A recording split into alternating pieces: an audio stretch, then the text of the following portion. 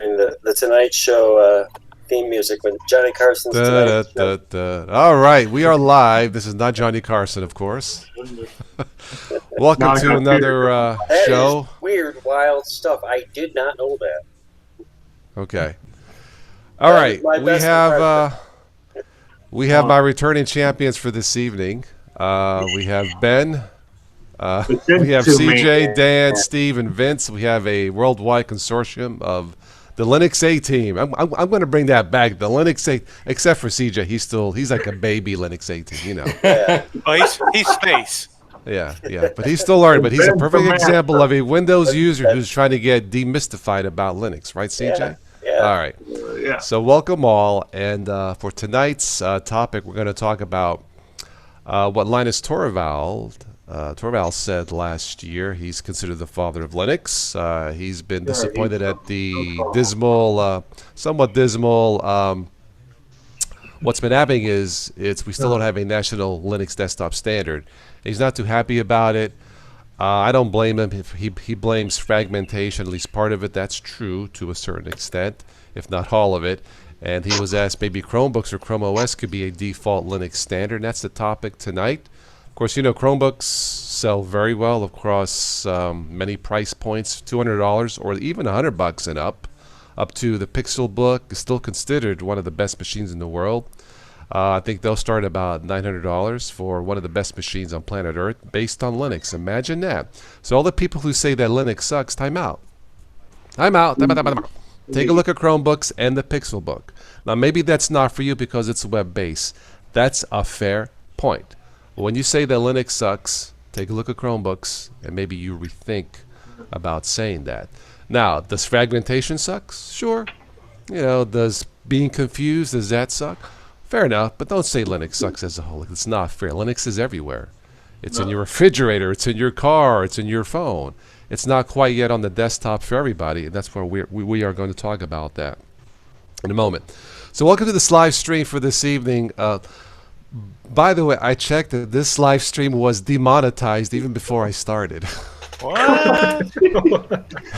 So, but you know what's ironic? Google, who's one of the champions of a Linux format called Chromebook, is demonetizing a Linux talk. Way to go, Google. So, if Way you to like, go, it's anyway. So, if you like to support this show, this channel, check out the links below in the show notes. Those of you who are part of the PayPal, Patreon, check your emails. I sent you the invitations for this chat, so welcome aboard. And here comes the confusing part of the show, people. We have Ben Arch and Ben Gentile at it again. Yes. So the guy with the beard is Ben Arch. Okay, just So so the guy you with know. the beard is Ben Gentile. The guy I'm with sorry, the Ben Ensu. See, I got confused already.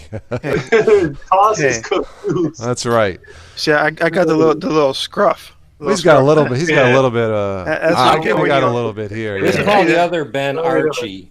Ben Archie. Yeah. See, that's what Anyway. you get when you install Arch. You get Ben Gentu's beard when you try to install Gentoo. Ben, And, Right. and Yes. Linux from scratch gets you Well, Stallman's neck he's beard. he's my arch nemesis. Yeah. You get the just ZZ call Top Ben looking too. thing. Ben too. All right. The ZZ Top beard going on.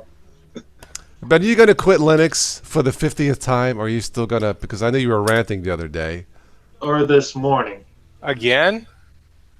See, here's a perfect example of a person who wants a national quality standard, right, Ben Gentile? Yes. We need Thank it so I can stop ranting and raving back and forth. Okay. All right, let's get started. I'll get to the comments in the chat as we move along. We have a lot to talk about, so I'm not ignoring the chat room now. If you have a question, post it. Post it again if I miss it. Let's get to the topic. Okay. All right. Let's start with myself. I started with Linux in 06 with Ubuntu, as probably millions of other people. I found it interesting. It wasn't quite ready for prime time. Waited a few years, tried Linux Mint. We talked about Linux Mint. No, it should stay, it should not die, obviously. Now that got me even more interested in Linux. From there, I went to Zorin. They've been around 10 years. So congratulations, Zorin team. Yes, I had a request to take a look at Zorin 15. I will. It's looking good so far. Okay, let's fast forward to today. I am on a form of Ubuntu called Ubuntu Mate. It is my Linux gold standard. I stress it is mine. It may not be yours, and that's fine. You have choices. Last year, Interview with the father of Linux, Linux Torvalds. He was asked about why Linux has failed on a desktop for the masses, because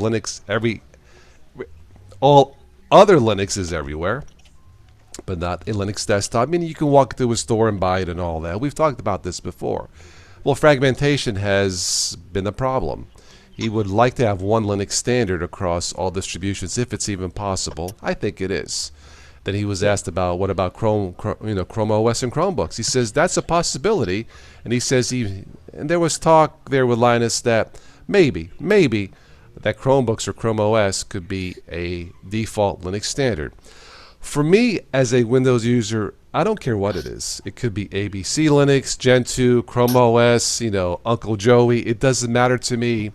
But there are still a lot of Windows 7 users who don't want to upgrade to Windows 10. In fact, Windows 7 usage went up this year, because right now, if you don't like Windows 10 and you use Windows 7, these are your three choices. You can upgrade to Windows 10 and hope it works. You can buy a Mac, they definitely work, or you can buy a Chromebook.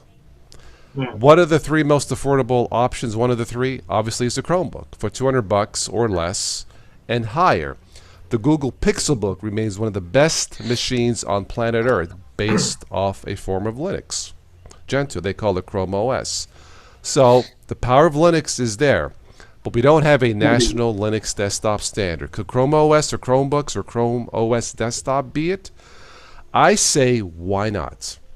Yes. As long as it works out of the box, it's stable, games play fine, graphics drivers, you don't have to go into the terminal, because that's not fair for a new user. It just isn't. People are busy. They work, they got 2, 3 kids, they got jobs, they got this. They ain't got time to fix puzzles. It doesn't mean they're stupid. It's because, well, that's life, okay? So as far as I'm concerned, I have no problem if Chrome OS desktop, such as the Chromebook, as in the Chromebook, was a national Linux standard. Now, we can debate, well, it's run by Google and the questionable practices about sucking up the market and all that and taking control. Those are fair, valid points. But nobody else seems to care. Nobody else is doing it as a national standard for whatever reason except Google. We need more people involved. I was hoping Ubuntu, that Canonical would do it. We did 5 Ubuntu shows.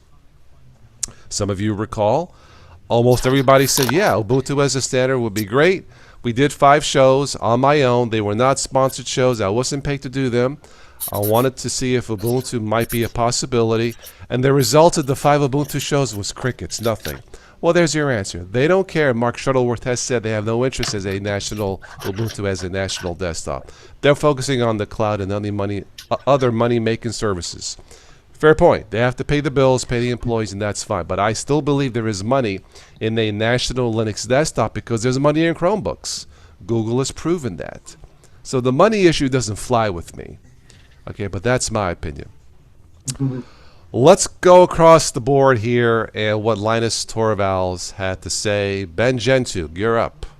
Well, I agree with you, Toss, and I agree with Linus. I mean, he himself has said there's too many flavors of Linux, too much fragmentation, and I have to highly agree because, the more distros come out, the worse it's going to get. I mean, we're giving our users too many options. I mean, and I hate to say this as a guy who's produced many respins, installed so many freaking distros, his hand could fall off. I mean, there's so many options for us users out there.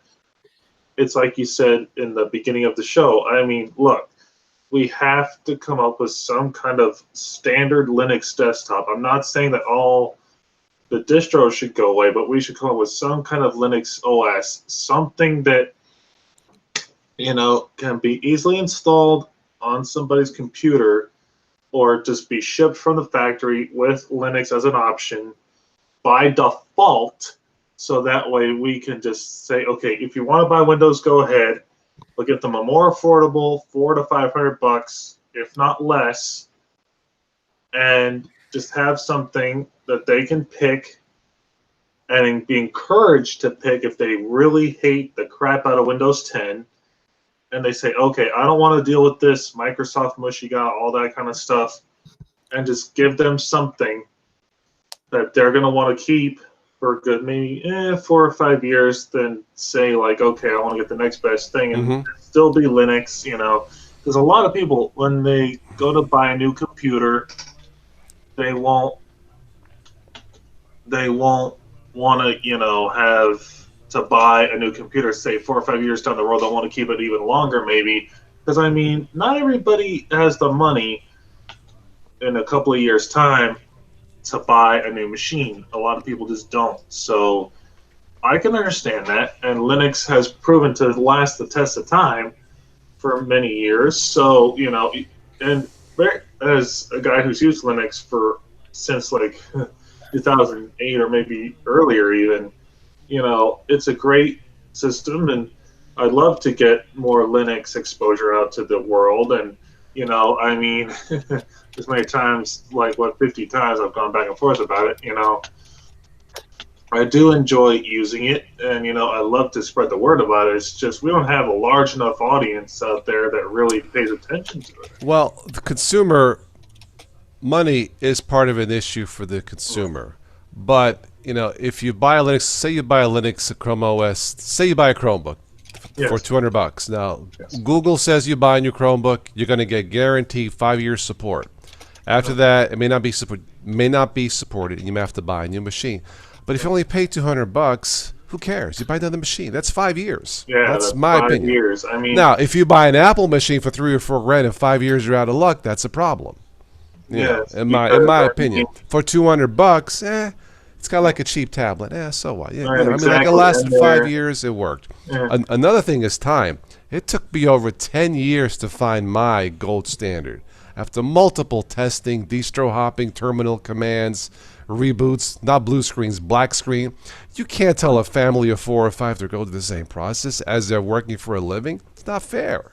No, that's not going to be fair to anybody. And I tell you, because Chrome OS is built off the Gen 2 base and the Gen 2 OS, it's going to be plenty stable. You're not going to have to reboot, because you won't have to deal with driver updates and all that crap all the time. It's custom made out of the box to work as it is intended. Right now, Chromebooks is web-centric, but there's nothing wrong. Google can make a Chrome OS desktop that is not necessarily web-centric. It could work. Yes, exactly. And,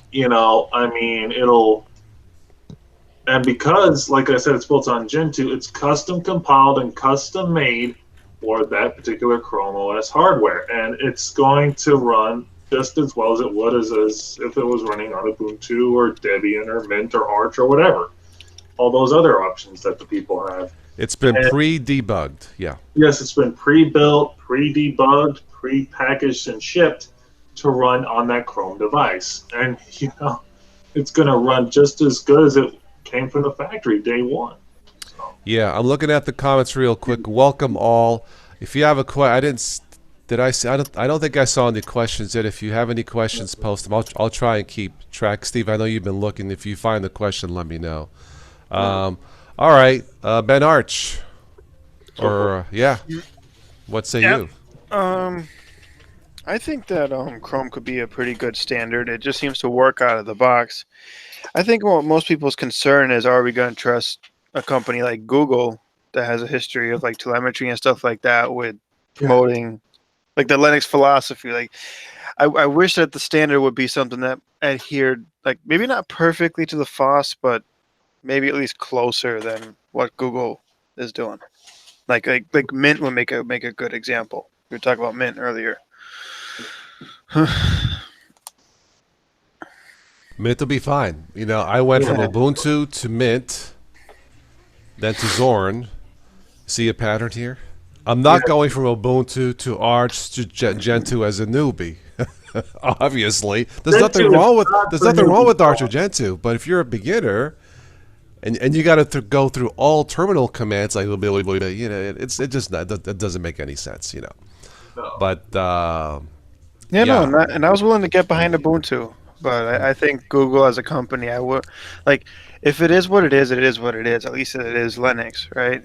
And I would say that. But I think the question has to be asked: can we trust Google? You know, somebody in the chat, hi D, says didn't know that Ray Romano was a Linux expert. I didn't know either. I didn't know. I know why it makes me laugh, but he seems like the last person on earth who would know what Linux is. But that's awesome if it's true. Anyway, CJ, you're somewhat the little newbie here, baby here. What say you to all this? Yeah, as my humble opinion as a newbie, I would say if more people knew about it, like Ben was saying earlier, that there aren't really many people that know about Linux. But if, from my perspective as a newbie, I'd say if more people knew about it, they would really jump on it. Yes, they would. And they would want that. They probably would, at purchase at the store, would probably choose that over a Windows product right off the bat. Yeah. Or I mean, a product with Windows on it. So, yeah, I mean, like I say, for what little my opinion matters as a newbie, but I'd say, yeah, people would jump on it. Yeah. Well, you know, there's PCTLC now. It's Colin saying the System 76 is expensive. However, if they start getting the numbers, maybe the price may drop. I don't see it. See, System 76 is a premium product. That's great. They're successful to a certain extent. But we have a premium price product. They're called Macs. We don't need any more of those. We don't need more of those. No. You know, we have the Google Pixel Book. At least one version is premium price. We don't need more of that. We're going the wrong. We need to go not this way, and we need to go this way. You start here and then move on up. You know, there are too many Macs in the world as it is, right? And the keyboards keep getting worse. So let's just stop with that, okay? Yeah. Well, now there's $1,000 Apple monitor stand, yeah. Is it like a built-in toaster, microwave oven? It's just an arm with a little U-joint swivel arm and a bracket to mount your monitor on. I think that's ridiculous. But Dan, you're missing the point. It has the Apple logo on it, and you get to show your friends the Apple logo that you bought. All right, Dan, you're up. The Chromebooks, they could be the Linux standard. Google definitely has the money behind it. Whether I'm comfortable with, having so much Google products involved with the internet, well, that's kind of, I'm going to reserve not saying anything about that. But anyways,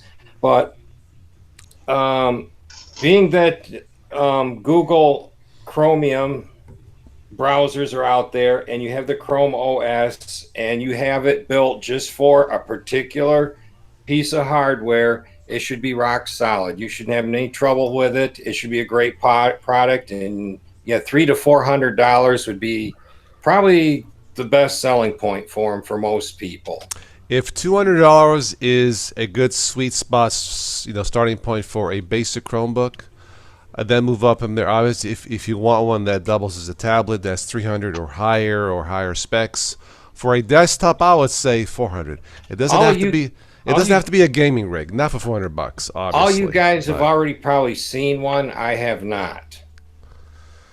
You mean like the Chromebook? Yes. Yeah. No, I played with one years ago.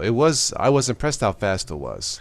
We don't have any stores here that I'd have to go to Pittsburgh to a Best Buy to see a Chrome. It's kind of my situation, and I'm not really a store kind of guy. I get fed up walking around stores too long. I'm actually just the opposite. If we had the stores here where I live, we have Walmart, and I'm like, really, Best Buy is 30 miles away from here. I'm not going to go there every day to look at something, so, I could walk around to Fry's Electronics all day long and enjoy myself. Oh, stop showing off, CJ. Shut up. No, I'm just kidding. I can only do that if I have some money on me so I can take something home. Well, but that's a good point, though. How many people actually still go to the stores? Like, is it a lot? Or You'd be surprised. I've been to Pittsburgh on the weekends at Best Buy. They are busy. You'd be surprised. Mm-hmm. There's something with that human interaction, touch it, feel it, get instant advice.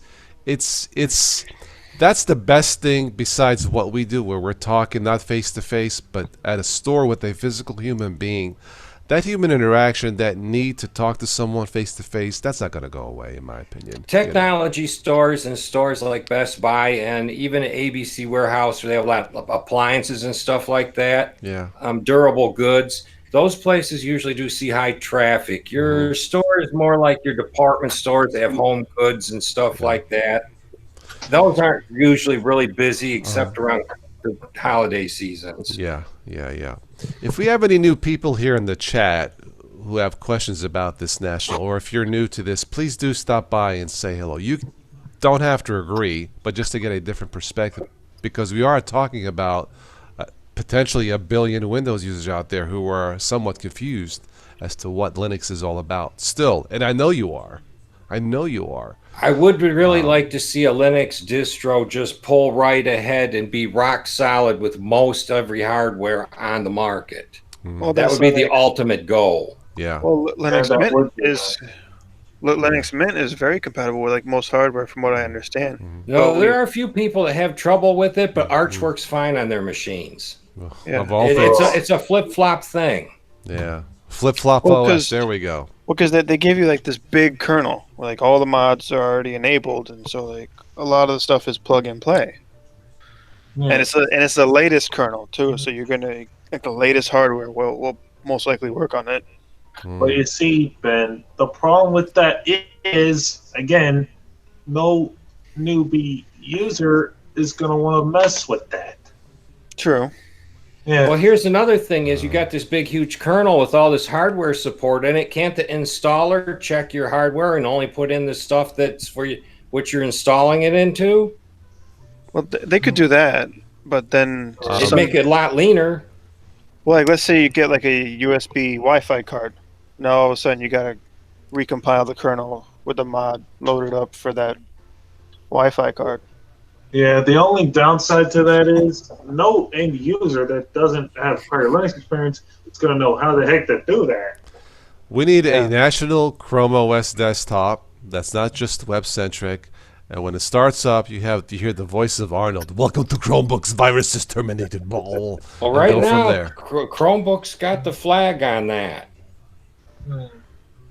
I love their commercials. Steve, what say you, Mr. Peppermint OS?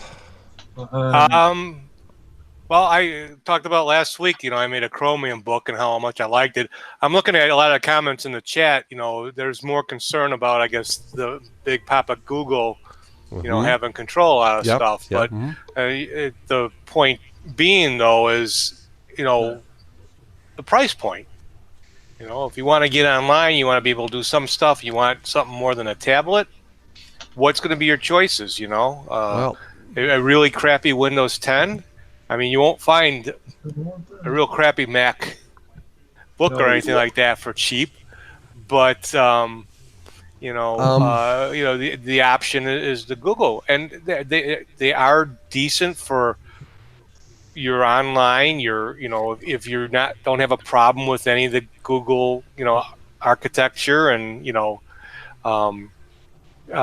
it works just really well. I mean, it's perfect for the average everyday user. here's what I think is going to happen or might happen, or my perspective on this. Because we don't yet have, as Linus Torvalds says, 25 years later, we still don't have a standardized Linux desktop, which has been frustrating for him and for a lot of people, and probably Windows users. It was frustrating for me in the middle, I mean, in the beginning, in the middle, but now at the end, thank God for me for Ubuntu Mate. So thank you, Martin Wimpress. You're the man. Here's what's going to happen, okay? So many people are so fed up with Windows 10, their policies and the updates and the telemetry, and and I guess they're still having problems with updates. Not for everybody. I don't. But we talked about our friend Stephanie with the Dell machine, not a cheapy machine, having still problems with the updates being unstable. Hence why she continues to use Mac more than Windows. Here's what's going to happen. People are going to get so fed up with the updates that they'll be willing, I think, to trade in some of their privacy or control to Google just for peace of mind for a Linux machine that just works. Evidently, with Chromebooks, they're fine using a Google product because it just works. That's priced right, and don't have to worry about updates breaking the system. Now, that's costing them money and maybe some privacy in exchange for a system that doesn't make them want to pull their hair out. That's what I think is going on, at least with some of the Chromebooks, some of the Chromebook sales. Yeah. I I'm mean, not you saying won't it's have right, your you know. you won't have your problems with updates. I mean, it updates beautifully, all in the background. So there's none of that. You know, it'll tell you updates are ready. Reboot your machine when ready. Yeah. You know, you won't have those difficulties. You know, you won't be able to do as much as you do on a regular computer. I wanted to buy a Chromebook. The Pixel Book, I mean, there was a sale on them. I would think it was last year, the first iteration of last year's model. But I had to make a decision by that or like a new computer for the channel. I had to go with the computer. But I would have no problem doing these streams on a Chromebook, even on a $200 Chromebook, because I think it'll be fast enough.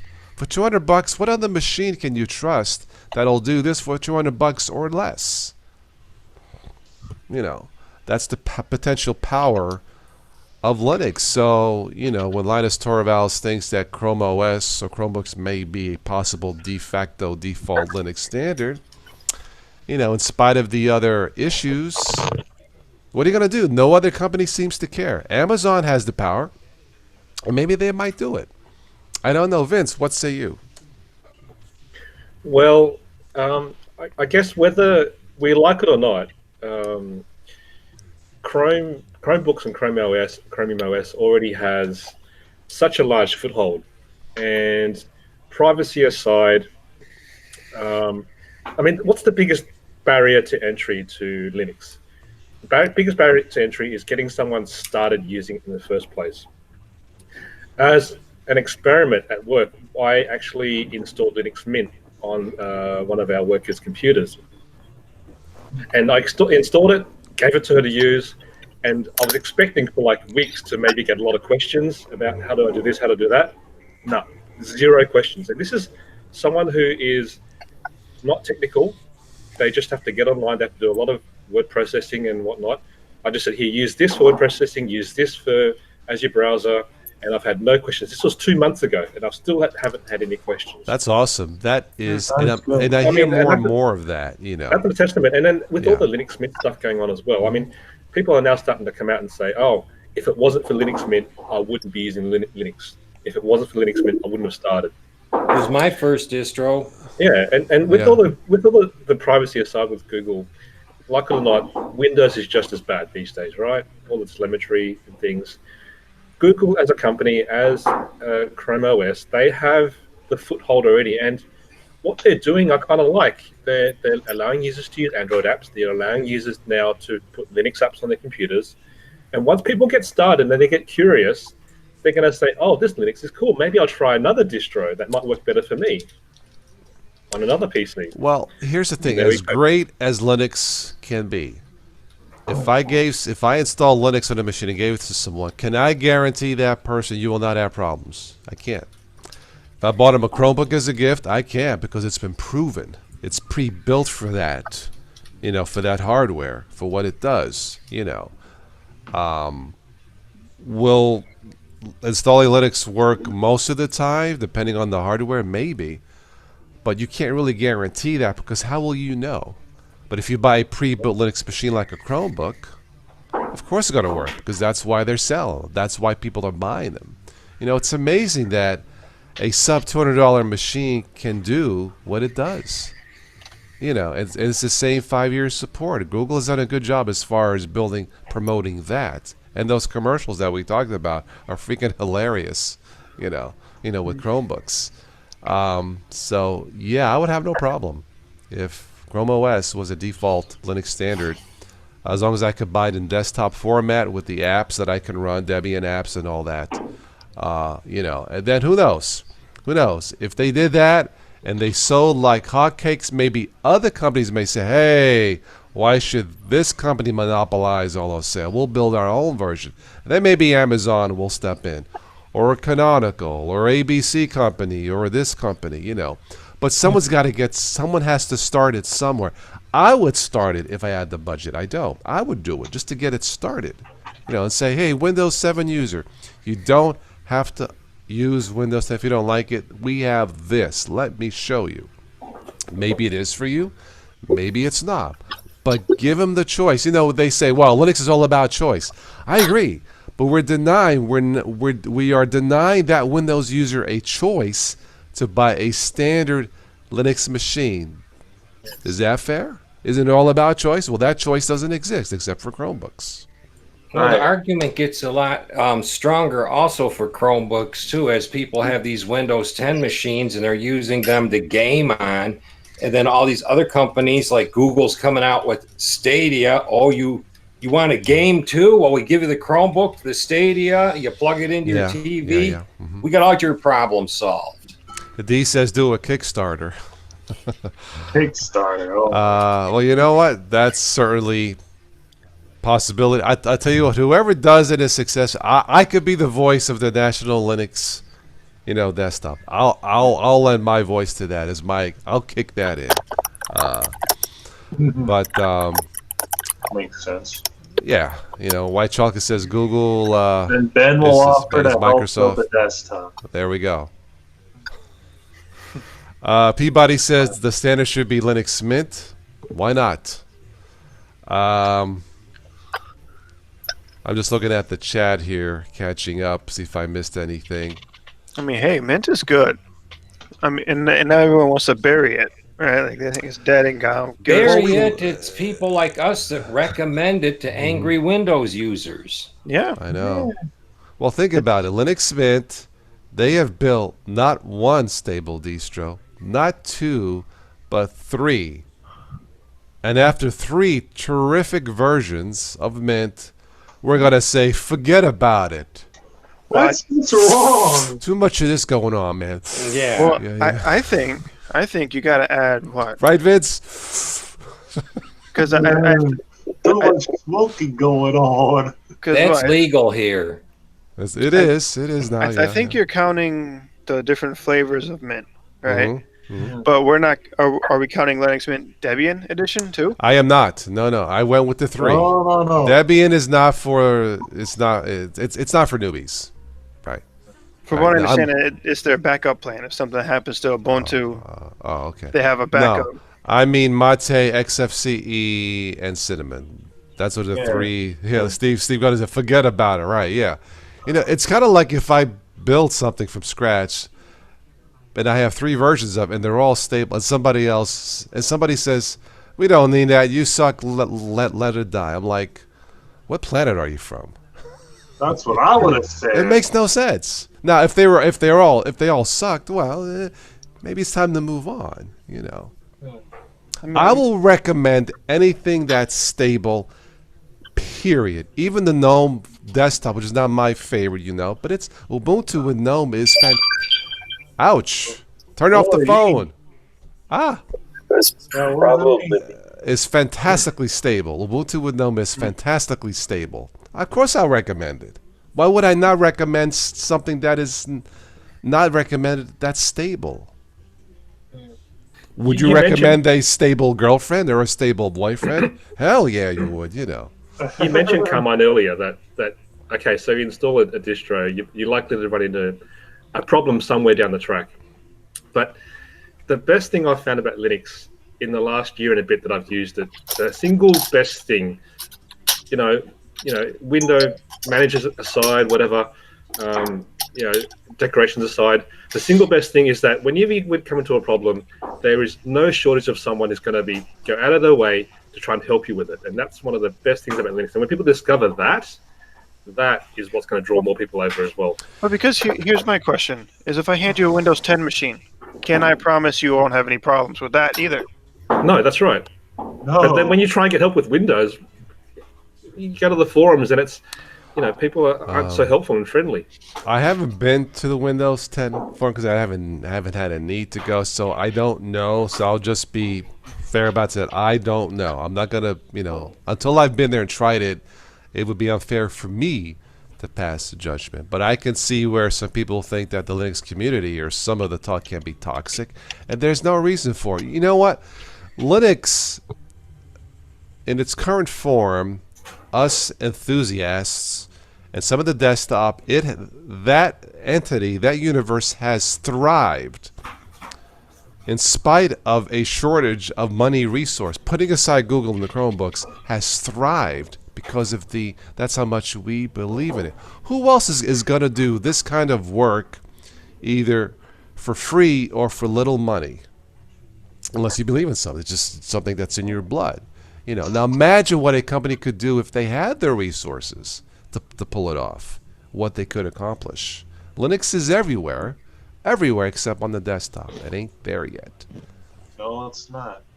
And the Windows users have proven, or Windows 10 has proven that there is a need for a national desktop. Yes, it has. That adds to the choice. That adds to the philosophy of freedom of choice, and that takes away from it. If we add a national desktop, you're not going to have everybody say, "Oh, that's going to kill the other choices." No, it's not. It adds to it. No. In my adds opinion, to what we want. Yeah. It's a choice. Does Windows fear that will kill their competition, and that'll create too much competition in the workplace computer? Because they're pretty much the only workplace computer. Frankly, I don't care what they think at Mac, this point. well, yeah, of course, but personally, I think Windows 10, they just botched it. It could have been a fantastic system, but they added too much to it. It just feels like unnecessary. They used too much super glue and duct tape.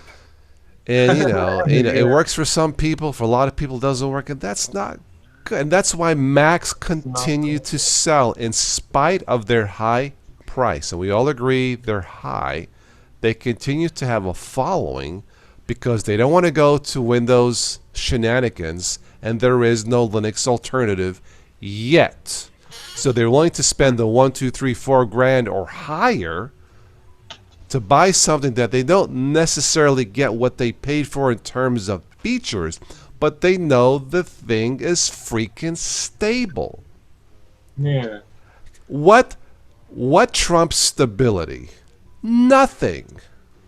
Nothing. A stable car, a stable girlfriend, a boyfriend, a stable piece of electronics, a stable house. Nothing trumps stability.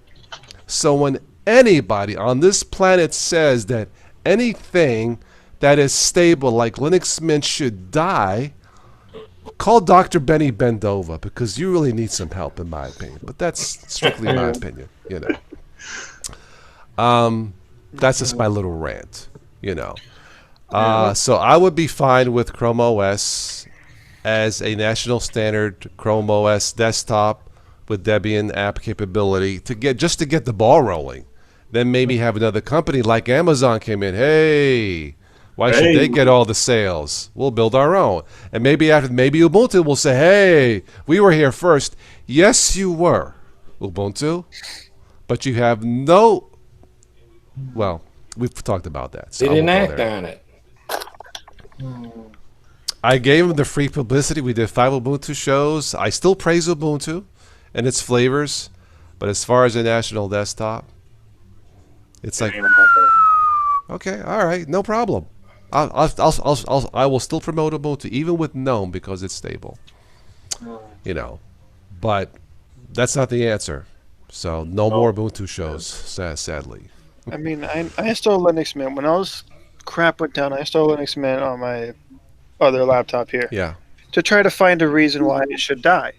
Right? That was my goal. I was like, why are people wanting to kill this?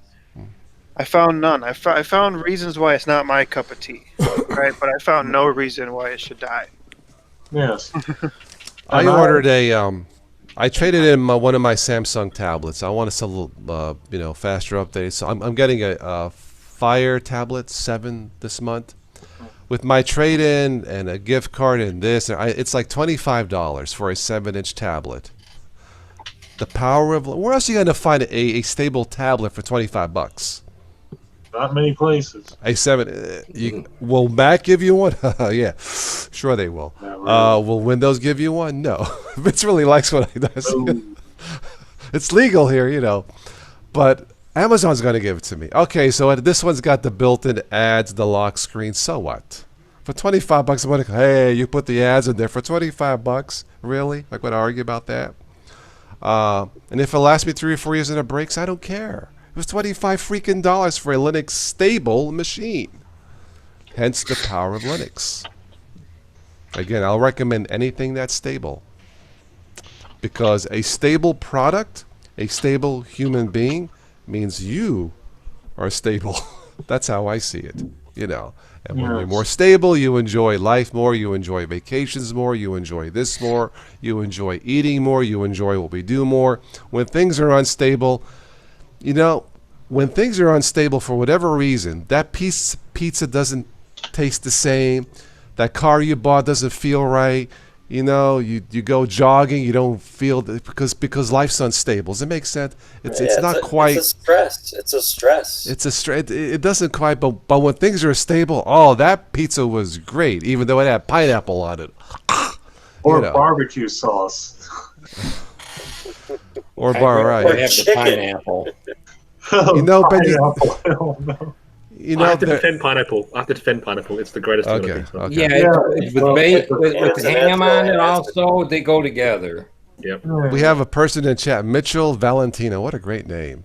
Hi, Mitchell Valentino. CentOS is painfully stable. Is it painful to be stable? It's just anyway. Valentino Mitchell, welcome. A name like Valentino, he's got to like pizza. I am Valentino. I am the lover of Ubuntu. No. But, anyway, welcome, Mitchell. And you like CentOS. Okay. CentOS could be a national standard. That's fine. The only challenge works. It's RPM based. I mean, why not make a like we're talking about the desktop standard? CentOS could make an excellent server enterprise standard. You're right, Arch. I mean, I tell you, he's got the ideas. Yeah. Valentino says he loves pizza. Hey, me too. Welcome, Valentino. Listen, we have a family member here, so show your respects, okay? No, just kidding. Oh, that was funny. About what? How long have you been using CentOS, Mitchell? Yeah, that is a good question. Yeah. I mean, of all the distros, hey, if it's stable, of course I recommend it. Yeah. I mean, because I hear Fedora is actually pretty good for workstations in the business and like the corporate. Yeah. Yeah, Fedora is a great distro, but not for those who don't know what the heck they're doing. Yeah. No, not for a desktop standard like home use. You know, if I didn't have patience and a little bit of, common sense, I would not be here. I would not be using Linux at all. This is back in 06. So I went from Ubuntu, wasn't quite ready. Back then it just wasn't, to be honest.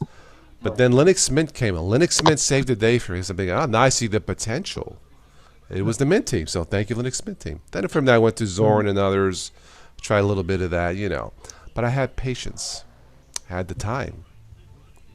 For a family that's busy, they don't have the time to distro hop or try this or go into the term. It's just not fair. It's not fair to them. And that's I think that's probably the main reason why Chromebooks sell. You just plug it in, you turn it on, there's a power button, and there you go. You're good to go. You don't have to go through some crazy installation process. You don't have to go through any of that crap. You just plug it in, turn it on, make your account. Imagine that. Something that updates don't break the system. What a novel idea. Even a kid Yes. But the problem is, if Chrome breaks, the whole thing goes kaput. Valentino says Linux Mint for the family. Okay, that's okay. Mint can be one of the 5 families. I mean, okay. With a Chromebook, do you have to create a Google account? I think so. Yes, you do have to make a Gmail, yes. Otherwise, it's not going to let you on. You could just make a fake Gmail, call it leavemealone@gmail.com. Yeah, look, we all use Gmail. It's their system. They can do what they want because they have no competition. I'm not saying it's right. It's not the best email in the world, but hey, it's something. Anna Rita says you use your computer as your toaster. Toaster? A combination desktop toaster? Wow, that's a night. Man, I'm so hungry. Oh, here's my toaster. Well, I'm going to tell you something. The computer I got here's got this room 4 or 5 degrees hotter than the rest of the house. I combination heater. I saw this meme like years ago where they had this MacBook Pro. They stuck it in a window to hold up the window, and they says, "Look, Mac now supports Windows." Oh, that's terrible. Valentino put GalliumOS on your Chromebook. Really? What? Hey, there was actually a video by Matthew Moore of where he put Manjaro on a Chromebook. Mitchell, can I ask why? I mean, I'm intrigued. Tell me more, man. Don't leave me in suspense like a TV show. Tell me more. Why? Yeah. Well, like I said, I remember Matt did a video of where he showed how to put Manjaro on a Chromebook. Doesn't gallium sounds like a drug? Hey, It man, I does. pop a few galliums, man. Put those to be okay, Yeah, man. it sounds like a weird, hyped up version of Valium. Yeah, right. Yeah. I guess you. Hello, would need, Paul. I guess you would need that to run that distro, huh? That's one for Ben. Yeah. But But no, so- really, gallium. Wow. So if stability, Carmine, is the top thing, what would be the next most important thing for a that After people would stability, speed. Speed fast. Let's face it, guys. GNOME is not fast. It's stable, but it's not really No, it's- zippy.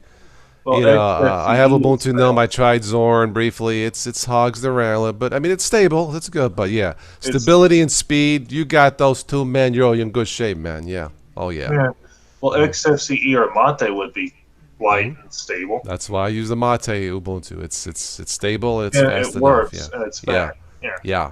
And then the last thing I'd go with, I think I mentioned it last year, the three S's of Linux: stability, speed, and special looks. If Yeah. it's stable, speed, and it's sexy, what more do you want? Okay, Yeah. maybe a glass of wine. And I'm Okay, gonna all tell right. you. Yeah. I'm going to tell you right now, XFCE by default sucks. I mean, it looks ugly.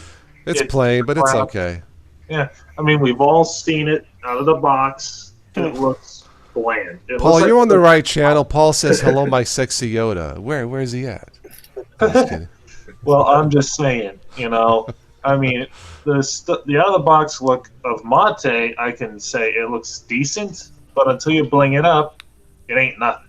Well, Ubuntu Mate has 8 panel change. I'll be talking about that in the video coming up. I mean, think about it. 8 panels to switch with the click of a mouse. Ain't bad. Well, but if No. you're making a national desktop, they can bling the desktop environment out before Yeah. it hits the shelves. Where I think when it comes to XFCE, Manjaro has the best XFCE implementation, hands Yeah, down. they do. Hands I down. like the they've got open it. box They've got it. feature. Yeah. Open box. Oh my god. Yeah, That's- you that's just fast. take your mouse and you just click on the right button with your mouse and poof, everything's right there you can choose from. Open box. Yeah. Come on, man. By the way, I use i3. i3. I haven't really got Oh, that gutsy Jesus. yet. I don't think we want to give a new user a window manager. So Valentino's using stock GNOME without extensions. Well, but- Is that enough for you, Valentino? Because I had to install like 3 extensions in Ubuntu to I'm make it just my saying, own. guys. I mean, if we're Yeah. talking about a guy who does or a woman who doesn't know what the heck they're doing with Linux, I don't Yeah. want to put them. If it were me making a national Linux computer, I would want to put them in the shape of saying, "Here's your window manager. Go to town." That would not make sense. Well, GNOME, the desktop would not be my first choice for a newbie. With certain customized extensions like Zorn, could be a Yeah. national because with customized extensions. So yeah, absolutely. Yeah. Yeah. I mean, no. Zorin is Ubuntu. Zorn OS 15. Yeah. That's what they're calling Well, it now. Yeah. I'm just thinking about what's going to keep them happy and what's going to make them not come to somebody like us for help, like every week. Yeah. Brian Stevens, welcome. He says, why is the Linux Mint so down as of late? The Mint team is fine. There's been a little bit of talk about if Linux Mint should go away, Brian, but I think they're fine. I think they're community supporters who support them. You know, you Yeah, can go to the websites and see how much money they get, which is this phenomenal. This yeah. month they had this massive outpouring of generosity. Yeah. In fact, No, what they do, it's Yeah. almost a miracle that they pulled off 3 stable distros. yeah. In fact, the where some of the Mint team is down came from is there was a a blog post from Clem back in March where it sounded like there was some little infighting, and there wasn't. He clarified later, no, there was no infighting. There's a few difference of opinions, but there's no infighting or anything. I think it was more probably the stress of it all, the time of them being burned out, maybe, if I had to guess, which is understandable. Yeah, he commented on all that Yeah. a month or two later. So. I mean, it's And I really a commend them for lot of being- work, so... I commend them for being so transparent about that. Yeah. But I mean, No, hang that's on. fine. That means they're human. Oh, shocking, you know. Well, yeah. Yeah, I we mean, can only hang on. imagine the fights that go on inside of Microsoft. They're probably going, another update breaks? Send me to Jamaica, man. You know, but yeah. Well, I mean, I actually find Linux Mint to be a lot easier, a lot smoother than Ubuntu. And I think it's a different enough project that it's its own thing. It is. The Mint team refines their distro right after Ubuntu releases their 1804 or 1904. Linux Mint delays that a few months. They pick release through when the ready. code Yeah. And release Yeah. when ready. I mean, I've been asked why Linux Mint Mate or why Ubuntu Mate versus Linux Mint Mate. You know, they're so close. I guess one of the reasons is Ubuntu has the panel changer to choose Mint. Linux Mint does not. Now, is that a good enough reason? Probably not. But they're both. So people who ask me why you choose Ubuntu Mate over Linux Mint Mate, that's it. I mean, if I had to pick one, but you know, they're both. I know Tommy used like the cinnamon version of Linux Mint. It's all good. Yeah. My backup computer, my backup computer is it basically has it's a fully encrypted drive. It has all of my photos, all of my tax documents, all that kind of stuff. Yeah. That actually runs Mate on it. Okay. I'm not a big fan of the Mate desktop. It's okay. It's just not my favorite. Well, it's one of those things because Ubuntu, I mean, Mate is a fork of the GNOME 2 old desktop, and that's where Ubuntu started at, and it was my first. I kind of have a love affair still with that in my mind. It was my first date with Linux. But Ubuntu Mate has 8 panels to change from to change the look of it, so, you know. I had a similar thing, but they killed off my girlfriend with Unity, death of Unity, so I had to but I liked Unity. I liked Unity. No, I did. No, I liked Unity. Yeah. I liked Unity. I mean, it took a while to get used to it, but it was okay. It wasn't good for my general workflow, but I loved it for a media PC. It was like perfect for the computer I'm talking with. It was different, but not radical like GNOME. From GNOME 2 to GNOME 3, that was radical. It made no sense in the beginning, but Unity took a while. But it wasn't like, oh my God, they blew it up. It wasn't that way at all, you know. Aesthetically, Unity made sense. Yeah, and you didn't need extensions with GNOME. You really need extensions to make it your own. Yeah, GNOME's kind of really bland without anything added. Yeah, so they had to add extensions to make it look like Unity. They did. So I mean, there you go. Unity was a cool kick butt desktop. I mean, it was. And if we don't get something like that, you know, where it doesn't look like Mac, it doesn't look like Windows, it looks unique, a new user is just going to be like, what the heck is this? I mean, here in the live chat, do we have any Chromebook users? Not Chromium OS, but Chromebook users. Have you bought a machine or Chromebook? If you haven't, then maybe tell us about it. I haven't. I've tried Chrome. I play with it. It's interesting. I don't have one yet. You know my from husband bought some for when he was managing a newspaper, and then he sent them all back because they were crap. That was a while ago. I mean, they've come a long way. Yeah. His biggest beef actually is because he's like, oh, these are systems we could get out for the guys running the field, you know, because he ran a newspaper. But the problem is the things won't run if they're not connected to the internet. Yeah, well, that's they are website. Yeah, that's the problem. If you're going to have a national Chrome OS desktop, I don't want it just web-centric, just to be clear. So and here's the thing: what some people may not know, but Peppermint is actually a Linux answer to the Chromebook. Peppermint was designed as a Linux Chromebook version, which is interesting. Yeah, Peppermint OS is that could be a national standard. I'm cool with it. Anything that's stable, I will recommend. Anything, any form of Linux. Why would I not recommend a stable anything? You know, Yeah, Yeah. I think there's other stable Linux versions. I would like to see anything other than Chromebook. The reason is Google has too much control over too many internet connected things as it is. And that's the concern we talked about, Yeah, Tom. that's no, the that's argument I made before the show started. That's a big concern of mine. But then we also said if Google does make a Chrome OS desktop that's not just web centric, just to get the process started, Tom, and they sell it, then other companies would say, "Hey, we want a piece of the pie." And that'll shake things up a bit. I might be okay if they pull out the requirement to creating a Google account too. That particular version feature, I don't have a problem. It's the other stuff that's too much. But that because we all use email. Let's face it, Correct, but we don't all have to use Gmail. That's and true. I do not tell people. I tell people specifically don't use Gmail. Yeah, that's true. Because it is That's a true. huge problem. Yeah. So if I could get a Chromebook that's not perpetually connected to the internet, that does not have the requirement for a Google account, I'd be okay with that. I wouldn't have a problem using a Chromebook to do the live stream, but I couldn't do everything else like we do, like the video edit. That's why a desktop would be good. But I would like to have a little bit more control, Tom. You are right. But hey, look, as long as it's stable, I'll be willing to buy it to try it as a standard, quote unquote. Brian says he has an HP Chromebook 14363. Is that the smaller one, Brian? Could you fill us in if it's not too much to ask? I know there's lots of choices, Chrome, but I don't have them all memorized. If you could tell us a little bit more about it. Anna uses Proton Mail, so do I. Yeah. It's a smaller version, Brian, and it's how's the Chromebook worked out for you? Are you happy with it? Meet your expectations? Did you get what you paid for with the Chromebook? Core i3, Brian. Okay. Oh, he runs i3 too.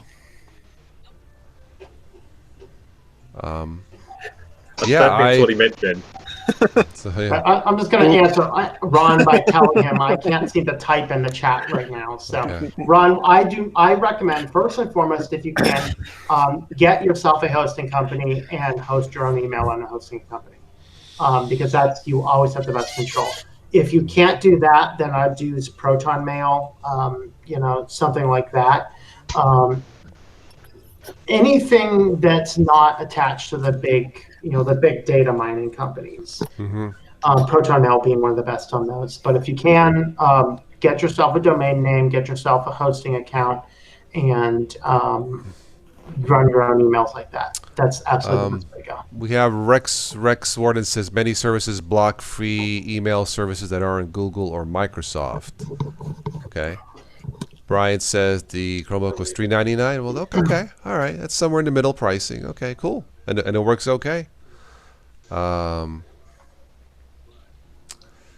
Windows is converting more and more people to Linux.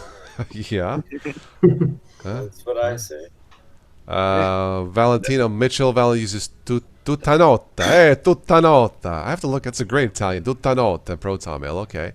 Hello, Kadim Blackwood. Welcome. Battery life on the Chromebook, Brian, is 10 hours plus. That's amazing. Yeah. I mean, if what they're doing is converting people to Linux, that should make them happier because they love Linux. Yes, they love Linux. Let's do a quick poll here in the chat. We got a lot of people here in the chat room.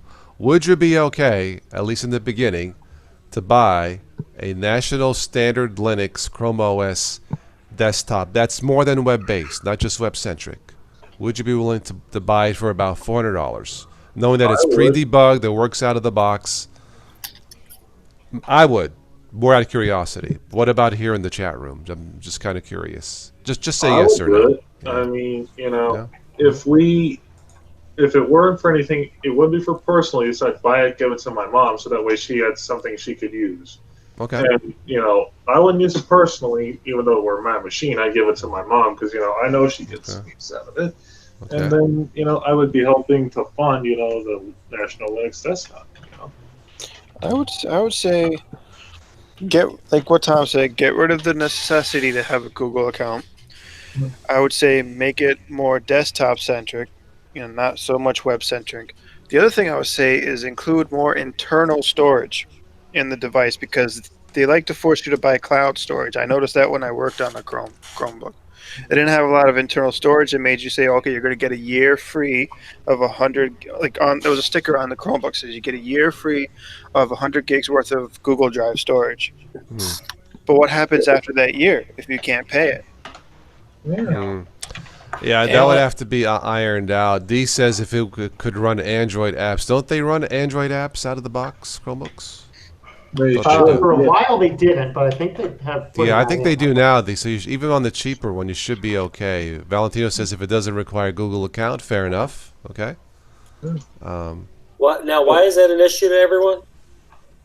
I mean, I know I get Google is a little privacy and control and all that. I mean, I use They Gmail. are a company they are a company that focuses on collecting every bit of data. Right. We're talking about selling it.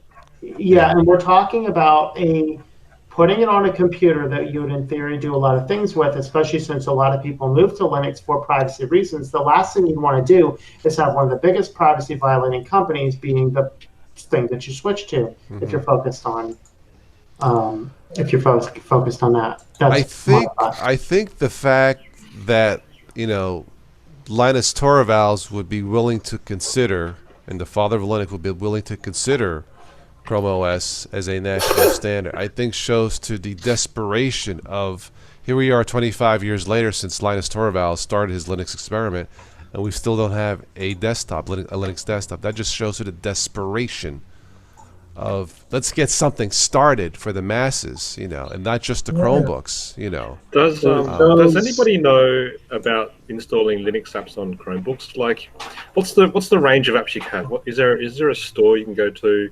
What's the package manager? Because if you could install Firefox on a Chromebook, then you could take away some of that privacy, couldn't you? Privacy issue. Only on the web browsing. And then even with Firefox, you'd have to log into your Google account to use your YouTube the way you'd want to. Yeah. See, I'm watching another browser on Waterfox right now, but I'm logged into it with my account so I can see you guys, and it's got all my personal settings for my YouTube account on the Waterfox page. Yeah, you make a valid point there, Dan. I mean, if we got rid of Google accounts, YouTube would stop functioning. A lot of different stuff. All right. But you only can take this so far. However, though, Ben, there is a radical difference between taking a browser with an isolated profile and logging into YouTube and having the entire system perpetually connected and logged into Google. There's a huge difference between those. Yeah, you're right. Look, companies have a right to make a profit. Obviously, they pay the employees. You got to eat that, but to what extent? But to what extent? Right. But I didn't finish. But to what extent? That's the question mark, right? Yeah. People what about a Mint book? That's fine with me. A National Linux Mint, that's fine with me. You can actually buy a Mint box as a thing. Yeah. And yes, you it can. is a Mint on a micro PC. It's a small, yeah. Yeah, it's actually the same. It's actually the same type of PC that I run my router off of, which I think would actually run fairly well. Okay. Yeah, I think I've seen it on their website. I think it's built overseas, but yeah. Huh? Yeah, those are Israel-built computers. Okay, all right. They sound really tasty. Yes. Paul is saying that Manjaro makes laptops preloaded, and he's right. They do have a line on their website, but I think they only sell to Europe. Yeah, that's not really a helpful. No. What happens when they break on the first update? Yeah, exactly. I mean, yeah. I'd like to hear the rest of the story. Paul wants a Mint car. A Mint car? Mint. Well, I mean, from what I could tell, their hardware isn't that complicated. And when you think about it, what is the average user really going to use from the AUR? Chrome, maybe a couple drivers if they need it. The stuff that breaks for me are obscure things that nobody knows about or uses, and then even those are pretty rare for me too. So I mean, I've been having pretty good luck with it. Yeah.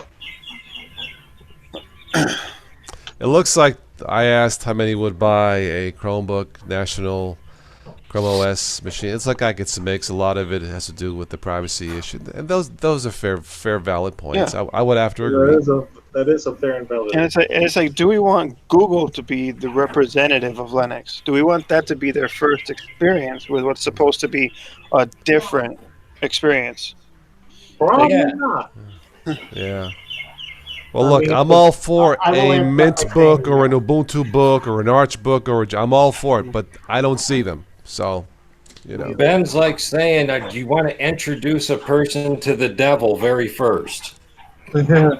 Yeah, you don't want to do that. You don't want to do uh, somebody to Satan right out of the gate. yeah. No. Yeah, I mean, if it were me building a system, operating system, hardware, the whole shebang, I would want to put, like Firefox or unbranded Google Chromium on there or something like that, where they don't have to deal with all that Google crap out of the box. Brian likes Elementary OS, a fantastic distro. Yeah. Okay, all right. It's Well, okay. Yeah. Yeah, That one's it's a not good my cup of tea, choice. but I did do if you're unfamiliar with it, I did a video on my channel how to set it up and stuff. I've looked at it. It's okay. Yeah, it's all right. Yeah. The only PC. Colin concern says that I a have devil with book. it- Yeah. Mhm. The only concern that I have. It'll come with a. Sorry. The only thing that I was going to say is Elementary, it's cool, but it reminds me of a heck of a lot of Mac. That's the only downside. Right. There's nothing wrong with that. It looks pretty cool. There's nothing it wrong does. with that, but It does. I mean, Yeah. It's kind of locked down though. That's why I don't. It's not my. like It's something I would use. But it looks nice. It does. Yeah. yeah. And Is it- Mac is designed to be Yeah. locked. I mean, that's Yeah. the only trick with it. Yeah. Mhm. Hey, so if we make the devil book, can you put the Ubuntu Satanic Edition on it? I have Yeah, a that copy of that if I anybody wants don't it. think I would do that. No. I'm kidding. Well, I'm not gonna lie. I do have the satanic theme from Ubuntu on my Google Drive. You could have a husband and wife team. One person have the Christian Ubuntu, one have the Satan. They could just battle it out like I an think Tom Armageddon. has- I did. I actually had both of those on my one Oh, computer really? one Yeah. point in time with on virtual machines. So who Yeah, won? those are Who the won, Tom? Oh, the Christian, of course. I mean, Okay. Armageddon's gonna win. I have one on this shoulder, one on this shoulder, like the old cartoons. Now we're getting tossed really demonetized. Yeah. It sounds like Purgatory OS I have- would work. I have a vision Wait, for we the need Exorcist the movie. Linux. We need the Ubuntu Purgatory edition. We could have a sequel to the Exorcist, Exorcist 6, Ubuntu Christian versus Ubuntu Satanic Well- edition. Well, the Ubuntu Purgatory Edition, it'll Yes. have Google Chrome, but none of the codecs. Mitchell says that's dark mode. Yes, that's one for Mitchell. Yeah, dark mode. Yeah, Yeah, Yeah. dark mode. Literally It- dark You mode. know, Yeah. I don't remember there being a dark mode on the Satanic edition. It should have been there. I mean, really. You sell it all together as the Oh. Ubuntu box set. Ah, there we go. But then you're using it, and then all of a sudden your monitor starts to spin around. Full 360 So- degrees. I don't really. know. And I don't know if this is a news section or not. I don't remember seeing it before, but I was putting the book up today, and I saw a bisect section for heresy in in the book systems now. Like, yeah, is that new? I don't remember seeing that before. yeah, and if we did make a Purgatory edition of Ubuntu, ship it with KDE. Yeah, because then it won't be terrible. That's but it. You won't- can but it have won't be great all either. these different religious things. We can have Confucius editions. Say Yeah, the forget Confucius Windows. Yeah, but yeah. Oh God. Ubuntu Buddha. Buddha, Ubuntu Buddha. Yeah. Well, there's already Bodhi. It's just one with Nirvana. I mean, Or one Yeah, with Bodhi- Motley Bodhi- Crue. we need to might we need to do the Ubuntu Buddha edition needs to come with the Enlightenment desktop. Of Yeah. course. Yeah. Yeah, right. Yeah, right. Or maybe Ubuntu Ted Nugent edition. You can have the Julius Caesar edition and the Maximus There's one that would be software really- manager. There's one that would be really bad. The Ubuntu AC/DC edition. And then it has the wallpaper as Highway to Hell. Right. Of course, But the it only has 4 programs installed because they only know 4 notes. Yeah. Right, yeah, really. Now, of course, there's the Atheist Edition. There's no updates, no nothing. You're on your own. That's right. That would be really bad. No, Yeah. that was Gen 2. That's Gen 2. You're on your own, man. Gen 2 RTFM. Here you go. That's Or right. wait. Valentino's Vini, Vidi, Oh, Vinci. wait. The Caesar, yes. I came, I saw, I conquered. Hail Caesar. Yes. Yeah. Well, That is but- actually an AC/DC song. All Yeah, right, but is it? hang on, you could say that Arch is like the Christian edition because you are the literal god of that system. In the beginning, there was the command line. There you go. The And 10 then, command lines. In the beginning was That's- the command line. That's one for Dan. Boy, I got no puns. I'm losing tonight, man. Thank you, I'm Stephen, for surprised- the super chat. Thank you. Yeah. I'm surprised there's no Lord of the Rings edition. There's one Oz to rule them all. There's not a Star Wars edition. Isn't that Arch though, Vince? I mean, if you're not using Yeah. Arch, you're not using anything Star good. Wars So edition. Arch is one edition. Thou is well shalt done. not covet thy neighbor's OS. Yeah. Oh my god. Thou shalt not covet thy neighbor's desktop environment. Thou should not install third-party apps. I mean, you should From go to Darth the Arch Vader. wiki. A lot of them are pretty religious about it. Really.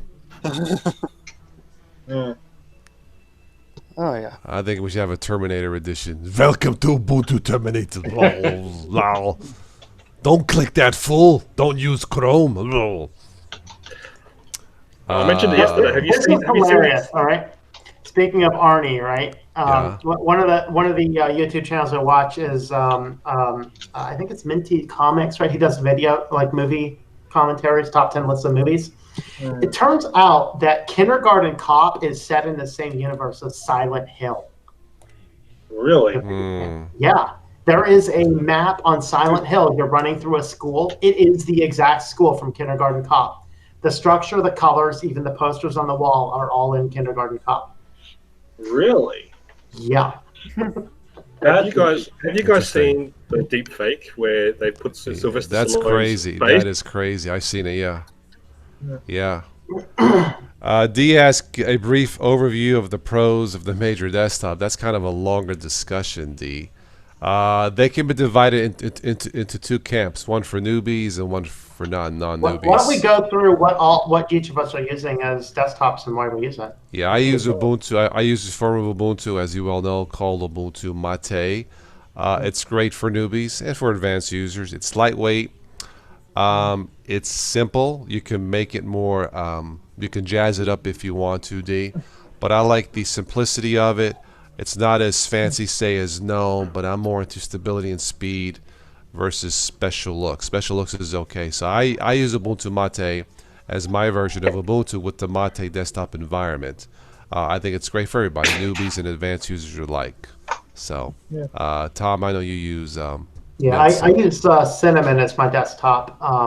I like it because it's a Windows. I mean, it feels exactly like Windows, which you can set it up new school or old school Windows. Their latest edition is definitely new school. Their older editions are old school. It takes a little bit more system resources, but it does a really good job of keeping the system fast. But I like it just because it has enough settings and configuration, very easy to install new themes, fonts, icons, and things. But at the same time, it's not overly complicated, very easy, simple setup. If you see a theme here, Steve, we're also into a big fan of stability.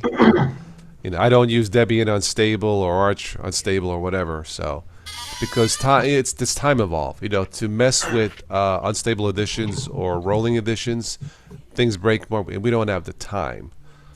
So again, you can break it into 2 camps: unstable, stable, or newbies versus non-newbies. Pray for me. I'm going to update Arch right now. We're updating Arch. Let us pray. Yeah. If I disappear, that's why. Okay. Yeah. If he just, It wouldn't break until I rebooted anyway. I seriously hope, for your sake, Tom, that it don't break. Give us some holy water. Exercise those daemons. I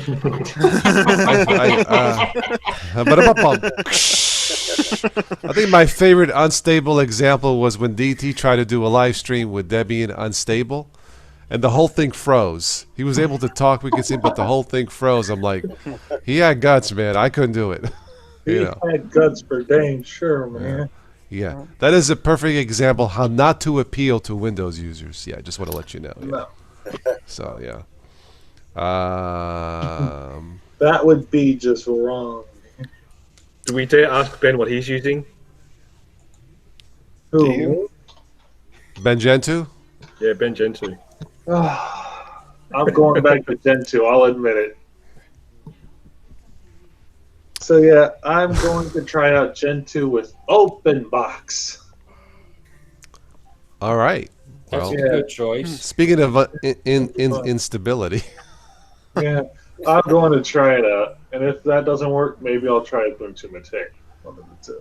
Brian had a question. Correct me if I'm wrong. Root and Linux goes hand in hand. Ubuntu does not really have a root user. I'm not sure what you mean, Brian. Ubuntu has a root user? I think you can log in. What? Yeah, You yeah, just yeah. have to enable Yeah. it. You just have to enable it. Yeah. It's just Yeah, not all enabled machines by have a default. root.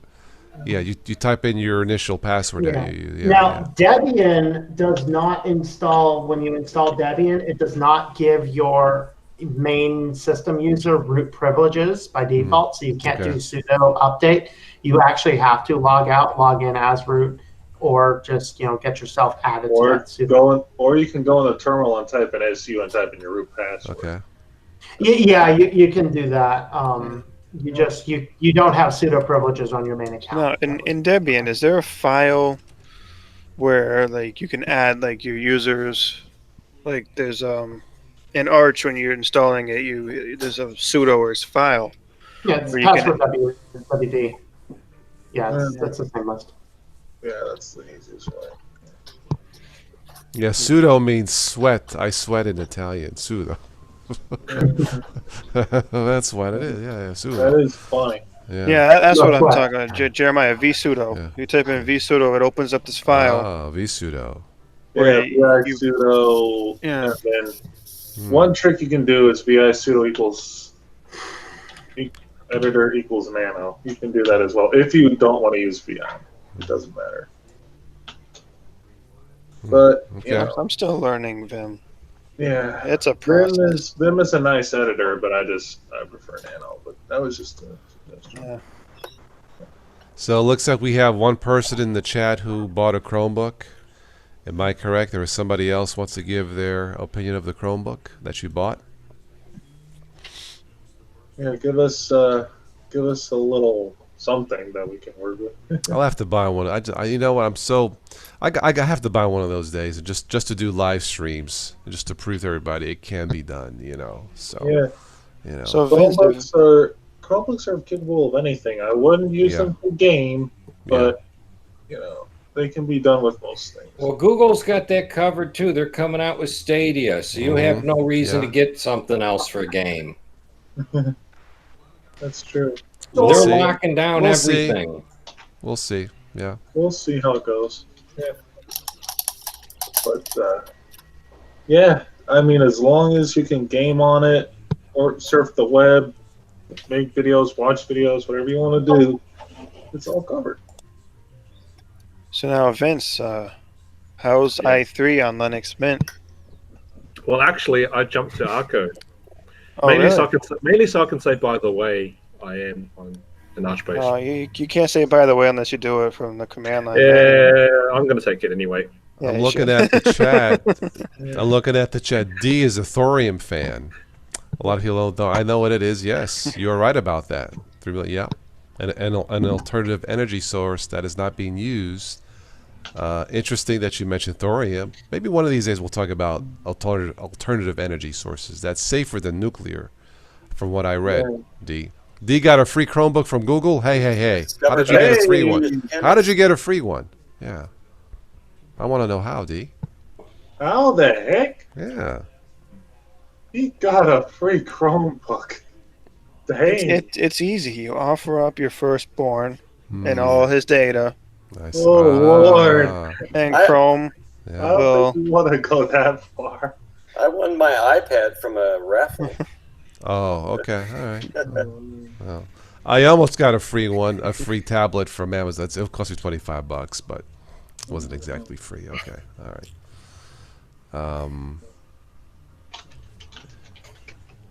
Yeah. So I'll be the first to admit I use Arch with i3, but I stole a bunch of Luke Smith's i3 block scripts to get it like working the way I want it to. Yeah. Mm. Yeah. Well, I don't have a custom i3 config that somebody gave me, but I also have a awesome config that some of the stuff I used from Irish Lux videos, but you know, I'm just in love with XFCE too much to really stick with those setups. Well, I tell you this, I could switch to OpenBox. OpenBox is a good alternative, but I would like to be able to get rid of the title bars in OpenBox like I did in i3. Anna Rita, your typos are cracking me up. Paul, are you about 40 years old? Oh my god. Paul's typos. Must have been sold into slavery. Oh, Zeb bought a Pixel 3, got a free Chromebook. Nice. All right, cool. Nice, Seb. Yeah. Yeah, I would take a free Chromebook to tinker with it. Yeah. Yeah. I mean, I got this stock Samsung tablet that kind of scares the bejeebers out of me, but you know. I mean, I worked on a Chromebook for a friend. He wanted me to try to get Linux on it. Yeah. And like I couldn't do it because I couldn't figure out how to get to boot from a No. USB. Like it was kind of. You have to. It's Yeah, something you have to no. do in the BIOS, I think. If I bought a Chromebook, I would not want it to. I would buy it for the purpose it was made for. But then I realized leave it, it, yeah. it didn't have a lot of storage on it, and I was like, I'm not gonna bother Yeah. with. I said, you know, Unless you go with the Yeah. higher end one, yeah. Mhm. Here's a fun thought, Tom. When you get your Chromebook, why don't you throw your host file on and see if it blows up? Oh! I don't know that he would do that. Well, you know, I'm going to try. If you can edit the system files on the thing, they're so. How do I get a locked down, terminal? you're Where's the not gonna be terminal? able to. God, What's that? where's the terminal on this thing? Yeah. on a That's Chromebook. like what external OS. It's like, where's the terminal? I couldn't find the terminal. Where's the terminal on a Chromebook? Good question. I couldn't find it. There I probably don't know. wasn't one. I think there's a developer's mode you have to turn on Yeah, you have to turn on dev mode in Okay. order to get to install certain it. things. Do you need Yeah. the terminal in the Chromebook just to use it? I don't think so. Do you? No, tinkerers do. Okay. All right. Fair. Well, Okay. all you right. know, I mean, That's not what we're talking about. Yeah, honey, are you a tinker? Haha, not tonight, sweetie. Yeah. Anyway. I would use a terminal just to see if I could break it. RMRF. RMRF / boom. I There you wonder go. if Emerge works on it. Since it's based on Gen 2, right? Yeah, Portage should work on it. Portage, yeah. I've actually always wanted to make a custom version of Linux from scratch with Portage on it. Valentina That would says be you have to physically remove the write protect screw inside the Chromebook to have full access, or to, to That's modify a it. little over the To top. modify. Yeah, you have to take the Screw. panel out, and there is a write protect screw on the back of Chromebooks. Interesting. Yeah, exactly. Hmm. Oh, Yeah, if I bought that, like I said, I'm just gonna buy and use it as it was intended, because that's the only way to fully test it the way it was intended. So The yeah. screws for emissions tampering. Yeah, right. Yeah. yeah. No end user would want to do that. I mean, that's exactly what people are talking about with Google, I guess. I mean, Yeah. it's Oh, D, you went to a Google event in London. It cost you $50, but they gave you a Chromebook for attendance. Nice. Okay. So it cost you $50. Cost you okay. Still, it's Kidding, almost kidding. free. Yeah. Okay. It's cheaper than most tablets. Yeah, that's true. And Arita, there are Android apps pre-built in Chromebooks. Or Chromebooks, as you call them. Chromebooks. And from what I understand, Chrome OS uses the Debian package manager. Okay. It gives all Deb files on it. Okay. Crouton, yes, that's the pack. Gives the capability for Linux on Chrome. Yeah. Yeah. Great name. It's all these That food stuff you have to derivatives. take all apart. Crouton, and calamari installer. No wonder we're all hungry with Linux, Yeah, Linux Mint You has know. what, the Muffin window manager or Muffin. something? And now there's a new music player, Strawberry music player. I mean, it's all about food, man. I still prefer dead beef. Dead beef. Yeah. I prefer live cow music player, but that's my opinion, you know. Controlled Alt T gives you the terminal window in Chrome OS, Brian. Oh, okay. Ooh. Interesting. Kalamazoo. All right, guys, I got to run. I'll catch you guys later. All right, Vince. Catch you next time. Thanks, buddy. Yep. Take care. Oh, so he was able to put a new hard drive in it. It says 120 gigs. That's not bad. Mm-hmm. That's not bad. Lollipop music player, Colin. Yes. Mm-hmm. Yep. That's a good player, actually. My favorite terminal is the Orlando Cloud International Sound. Airport. Yes. Mm-hmm. Well, you got for terminal-based media players, you got CMOS and Yeah, that's the one I use is CMOS when I want to listen to terminal music. Yeah. Yeah. Terminal music. That sounds depressing. That's a terminal at the airport. I know, yeah. Boy. All right, let me. I'm probably gonna wrap this up here soon, but I just remembered, I haven't updated my Debian server over there in forever. Yeah, this was actually neat because my Calibora server runs on an AWS on a Debian server. I actually think it's an Ubuntu server. And it was like not loading documents the other day. I'm like, what's up with this? Well, an AWS server adds a bunch of excess crap every now and again. And I actually got to go in there and clean it out. But I was like, I haven't updated that server in a long time. Sometimes you forget about them. Well, So. but you know what, Ben? You haven't updated your Debian server in what you said forever. I haven't updated it in like weeks. Oh, so you should have 2 updates for it. I'm actually gonna SSH into it and see what I have to look. There should be 2 ready for it. It's pretty much the 3 or Debian 4. update cycle. Yeah. I just have to make sure I've got the right IP address. No, all kidding aside, I've had the same Arch install has been on this computer since January, and I've not had a break yet. And I've had Arch installed since last September or so when I finally decided to go like full vanilla Arch. And the only reason I had to reinstall it was because I bought a new machine. Like it didn't break on me. Like nada. Like yeah, knock on wood. No, Paul. I'm on vanilla Arch. Yeah, vanilla Arch. It's kind of bland, but I like it. Yeah, okay, it's done. I'm looking briefly at some news and nonsense items. Restaurant's unusual refrigerator bathroom theme goes viral. Interesting.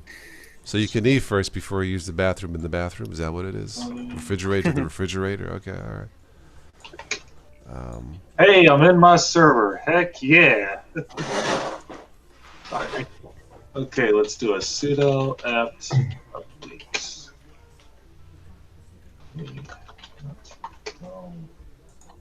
How many freaking updates does this Debian thing have? Oh my god. A 911 caller complained Taco Bell was out of taco shells. Wow. Sounds about right. Yeah. Oh man. Okay. Apt upgrade. Holy smokes, a lot of upgrades. I was going to say, Ben, I've been getting Ubuntu upgrades every single day this week. Yeah. Are they turning into Windows? I mean, what a coincidence. I've been getting that many updates on my Arch system, too. Holy smokes. I have an XFCE update. Oh my god. Yeah, I think they did update it recently. Yeah. Oh my god. I have really been behind in my updates. Goodness gracious. I live here in Ohio. There's a news article. Officials say Ohio village's pink water is safe to drink. Yeah. Pink water. Pink water. Where's this at? I wonder. Let me click this. Yeah, Tom. Officials in Cold Grove, Ohio. I'm not sure where Cold Grove is. I live in Ohio. Say that pink water is safe to drink. Yeah, I wonder if the guy who wrote that would drink it. Yeah, really. Yeah, and this is why we don't trust That's why. My first inclination would be is perhaps there's blood in it. Yeah. I'd be like, What here, makes you it? guy that wrote this, you drink some first. And then I'll think about it if I want to drink them. Oh, Mitchell, you have family in Ohio. Which part, if I may ask?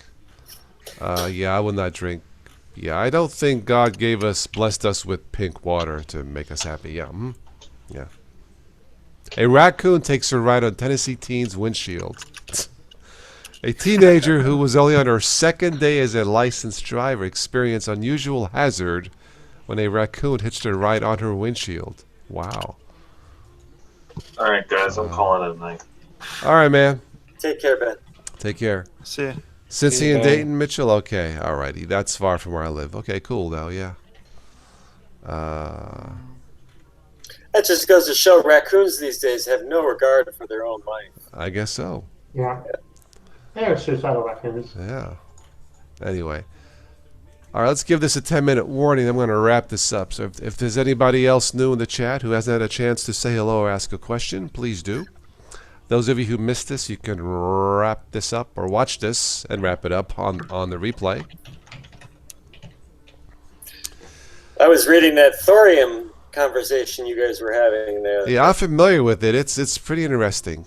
It's safer than nuclear power from what I read. It's more efficient.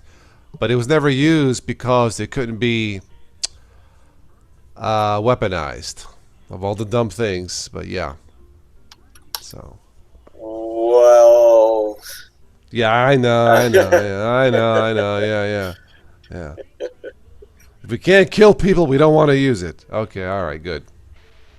It looks like the XFCE packages, the latest one for me got updated on what?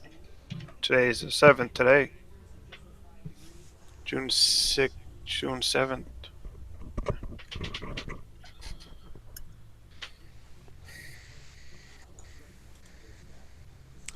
Do a quick search on Chromebooks real quick, see what the latest news is. Well, they're taking over the educational Yes, side yeah. of things. Google brings a whole new range of Chromebooks down under. Does that mean Australia? I don't know. I guess it is Australia, yeah. Where's down Vince under. when you need him? I know, he had to leave, yeah. There's Google Stadia gaming on Chromebooks. There you go. They're putting it together. There you go.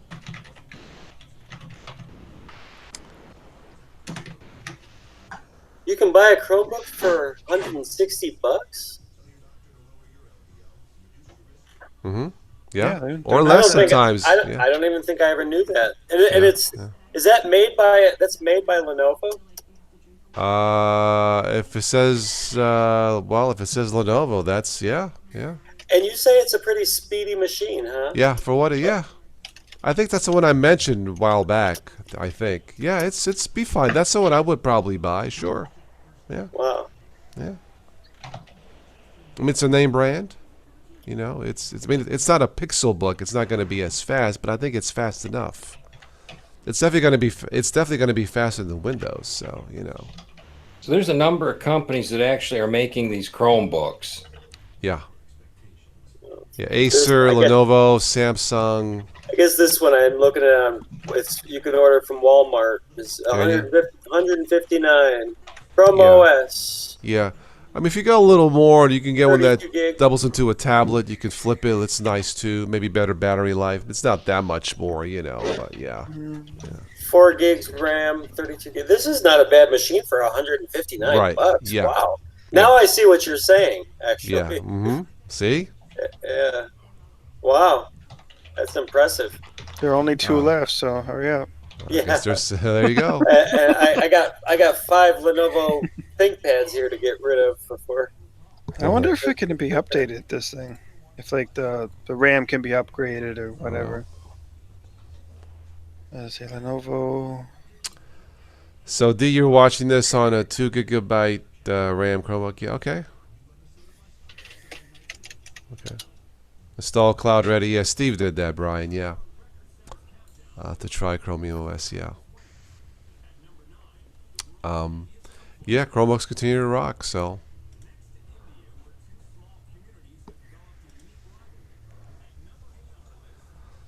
Brian needs his tinfoil hat. Really?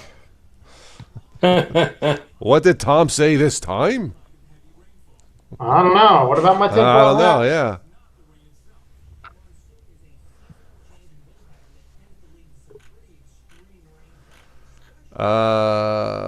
D says they tried to destroy the books that told people how to build a thorium reactor. Whoa. They found later in a children's library in a closet? Okay. Interesting. Wow.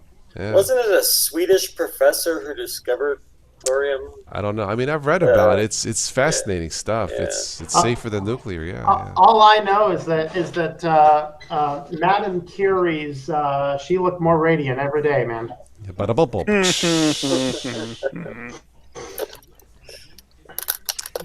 Now, if I'm not mistaken, I think thorium is also a nuclear type reaction.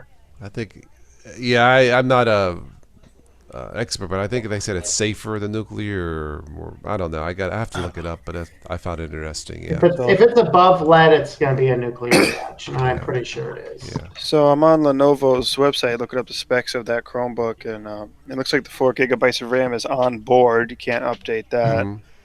You can update the storage to 64 gigabytes of it says SD support expandable storage. Yeah, for the price of what it does, I think it's fair. Yeah, it's not bad. Yeah, It says 720p HD camera with integrated microphone. That's the No, but- S330? Yeah, S330 14-inch. Yeah, I'm getting this from Lenovo's actual Yeah. website. I mean, it's sufficient for just. I mean, for doing this, it would be sufficient. I think. But I tell you this, you're getting a deal on Walmart if you get it there, because here on Lenovo's site, it's starting at $189.99. Now it might be last year's model, so you need to watch, because your 5-year support starts at time of manufacture, not time of purchase. So bear that in mind. Yeah. So if you bought last year's model, you have 4-year support left. So at least that's how I read it. So yeah. No, but for I wonder if that $150, reflects. I wonder if that reflects the price. It could be. Could If be. you get one with 4 years support, it should cost less than one that you get 5 years support. Yeah, it makes sense to me. Yeah. Mhm. well, but it makes sense for the price you're paying for the Chromebook. It like when it comes to, like, let's say Apple, that doesn't make sense how they kill off their hardware so soon for the price that you're paying for them.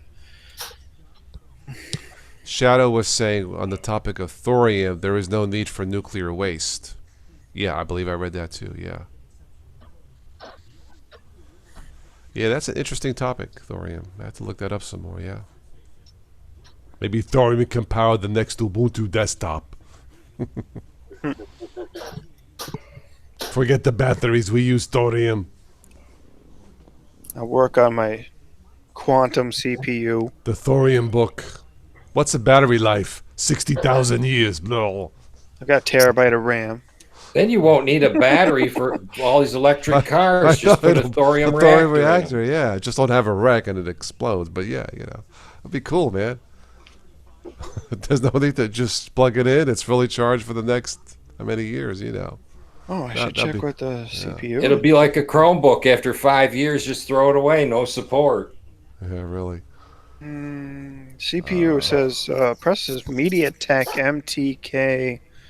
Not sure. I never heard of that An ARM. processor. That's an ARM processor.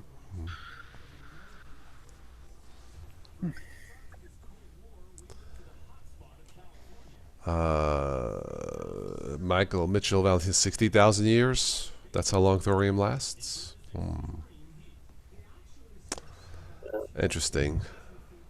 Well, darn, the car will rust out before that. Yeah, really. All I want to know, would thorium powered car be pothole proof? Yeah. That's the question. Yeah. Yeah, it looks as though, I mean, you bombard it with gamma rays to basically produce in situ uranium, is what it looks like the situation is. Interesting. We definitely won't need to worry about potholes. If thorium can power flying cars, it sounds like that'll be the beginning of flying cars. Yeah. I mean, I have my issues with Elon Musk, but when he talked about the flying cars, I think he made a good point. They're like, if you're driving a car and it breaks down, it's a tough day, but you're on the ground, right? If you're flying in a flying car and it breaks down, Unless it has a built-in parachute, just as a backup. Yeah, yes. Even single engine planes now have parachutes. Makes sense. Yeah. Rita and Paul, would you like a private chat room? I'm seeing something. Anyway. All right, 2-minute warning in chat. I want to go to bed. I've been up since early today, so anything else that we missed? John Scott talks about Thor. He's in YouTube. Okay, Skybear, thank you. Yeah, it's definitely an interesting topic. NASA is testing nuclear-powered rockets again to take us to Mars, evidently. So great, just don't make it explode on takeoff, right? So yeah, we don't need to irradiate the whole area. That's the problem. Off. It would definitely be efficient. It would definitely be faster. NASA had talk about back in the 70s. I think it was called the Interstellar Ramjet or something, where they building a spaceship powered by nuclear explosions, like a put type of engine. But then they said, nah, better not. No, let's just put them on a giant firecracker. That would take you to Mars a lot faster, but yeah. Assuming there's no radioactive leak and your kernels start glowing in the dark, to get you to Mars, you gotta wait till Earth and Mars is kind of aligned. With rocket engines, yeah. But if you had a thorium or nuclear, it would be a lot faster. It wouldn't matter, right? And then to get you back, you gotta wait till you have to wait. Back. You'll be stuck there for It cuts the time in year. half. It cuts the miles in half, whatever. But yeah. That's assuming that you come back, Yeah, right. I mean, Matt Damon did, so I mean. Yeah. I've been watching on History a show called Unidentified. They released all the Navy jet fighters tapes, whatever, recordings of these UFOs, and one looks like a big giant Tic Tac.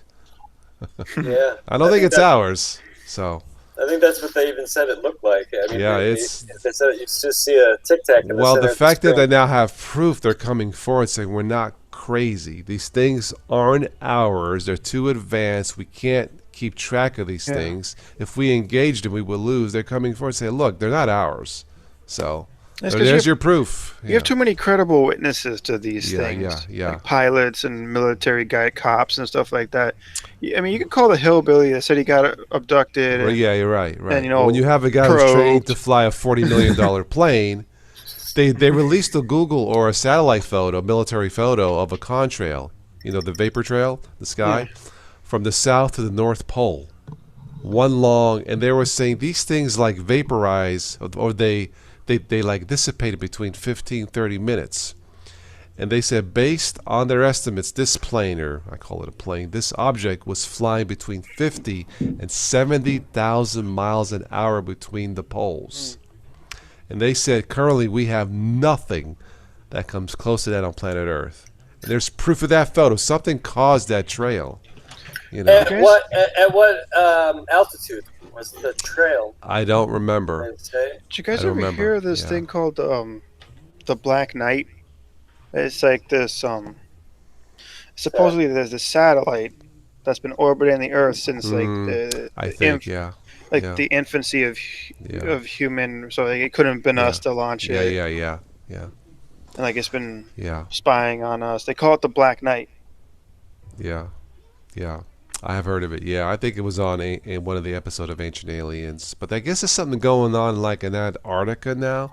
There's radiation not coming down from space, but coming out of the ice, which is physically impossible or something. I don't know. It's all fascinating stuff. Well, if you believe a lot of the conspiracy theories, that's where all the giants from the days of old are now buried in Antarctica. Yeah, Brian says tinfoil hat time. There you go, Tom. There's a topic. Are aliens the possibility of extraterrestrial life? But careful not. Tinfoil. I say yes. I think they're here. But careful you don't climb the ice wall, because at best you find White Walkers, and at worst you'll fall off the edge.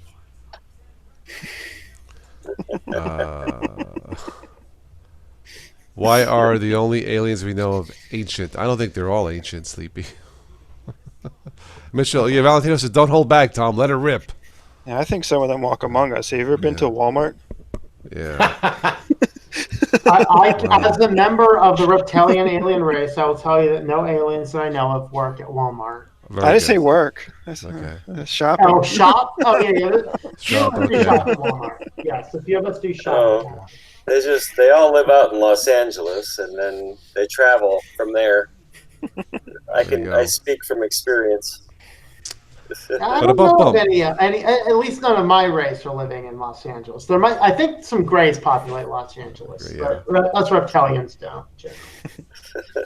We don't like the bigger cities.